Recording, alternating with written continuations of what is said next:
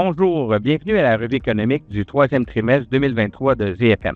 Alors, aujourd'hui, on a la chance d'avoir Michael Greenberg et Xavier Saad de Franklin Templeton, de la firme Franklin Templeton, qui va nous entretenir de l'économie, l'état des marchés à l'heure actuelle.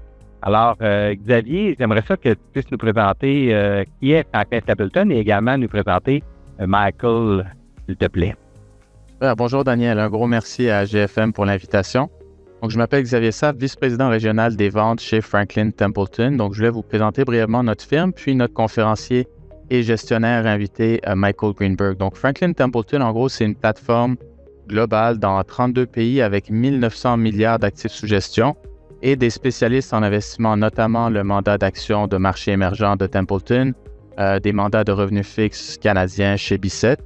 Et donc, 75 ans d'expérience, 1250 professionnels, et on est le 6e plus gros indépendant gestionnaire d'actifs au monde. Donc, Michael Greenberg, lui, va être et premier vice-président gestionnaire de portefeuille à la tête du programme multi-actifs de Franklin Templeton, donc Franklin Templeton Solutions. Et on parle de 80 professionnels experts en gestion de portefeuille et d'allocation d'actifs.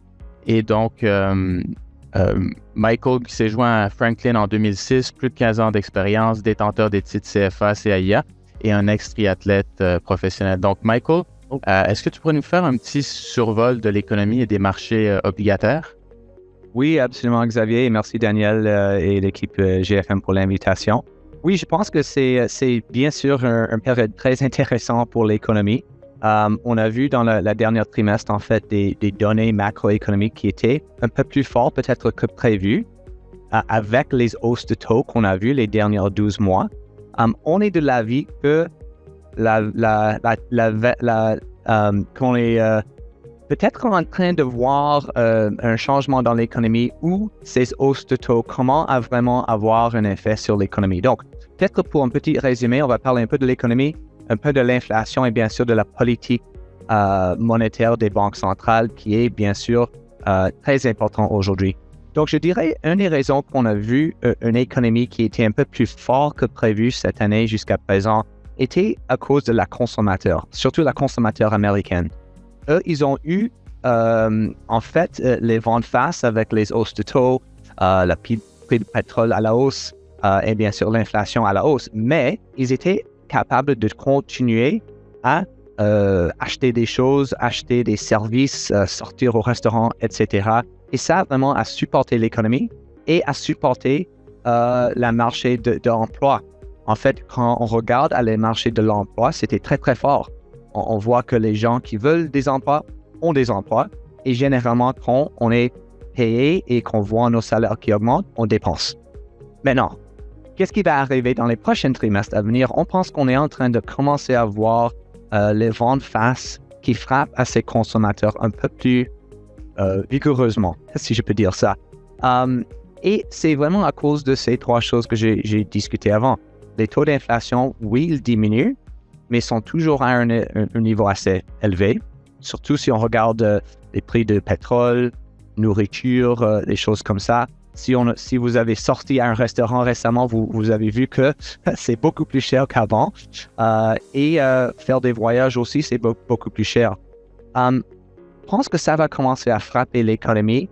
Le problème, c'est qu'on n'est pas encore au niveau d'inflation où les banques centrales sont confortables. C'est-à-dire, si on regarde la diapo ici, on a vu que la taux d'inflation au Canada, c'est 3,4, c'est un peu délai, mais bien, bref, ils ne sont pas encore à leur but de 2%.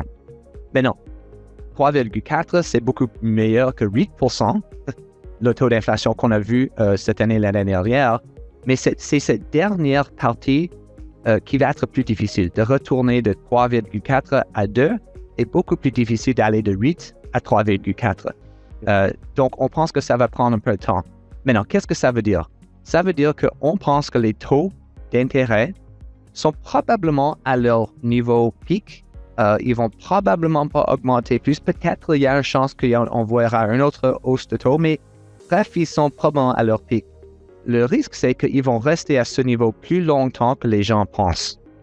Et normalement, ce qu'on a vu dans les marchés, les économies jusqu'à présent, c'est quand les banques centrales voient du stress dans les économies, voient le stress dans les marchés, ils étaient très, très vite à couper les taux et à faire d'autres programmes de support pour les marchés. On a vu ça plusieurs dernières années. Cette année, c'était un peu difficile. 2022, et même à présent, on voit certaines perturbations dans l'économie, certaines perturbations dans les marchés. Et au lieu de couper les taux et annoncer des programmes d'assouplissement quantitatif, etc., ils disent qu'ils vont rester plus longs, à un niveau plus haut, plus longtemps.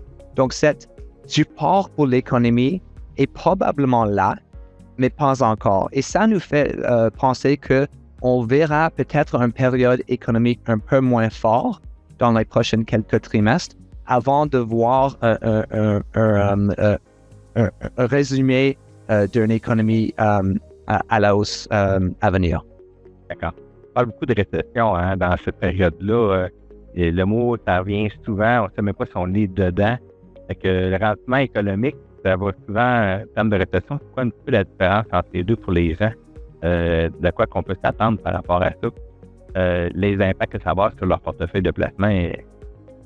Oui, bien sûr. Donc, si on regarde les marchés, il y a certaines parties du marché qui peut-être ont déjà pris en compte une économie moins forte et des autres parties du marché peut-être qui sont plus ils sont un peu plus positifs sur l'économie, c'est-à-dire ils n'ont pas vraiment pris en compte une période plus difficile.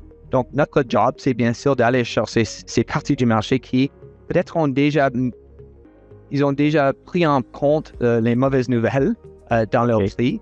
Je dirais qu'il y a certaines parties du marché revenu fixe qui devient un peu plus intéressant, mais même aussi certaines parties du marché des actions qui sont plus intéressantes. Donc, je pense que c'est très important quand on rentre dans une différente période économique d'être assez dynamique avec les portefeuilles parce que ce qui a bien marché peut-être les dernières quelques années ne va pas nécessairement marcher bien les prochaines quelques années. Quand on voit un différent backdrop économique, inflationniste et politique monétaire.